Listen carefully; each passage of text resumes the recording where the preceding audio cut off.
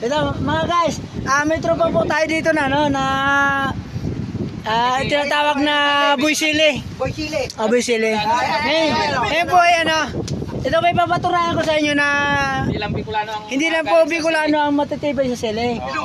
Ngayon po ay meron pong nagpapatunay dito na Ilonggo po, napakalakas din po ang sili. Ito tinatawag po na Boy Sili ng Ilonggo. So ngayon brother, pakitaan mo kami brother ng Boy Sili. Sa Boy Sili na yun brother, kaya mo ba ubusin yan brother? Yan, ano lang, halagang, magkano ba ito? Mga 20 peraso. 10 piso. Pero 25 pieces. Sige, brother. Natapo na. Brother. Sige, brother. Kaya mo talaga, baka hindi naman. Okay, brother.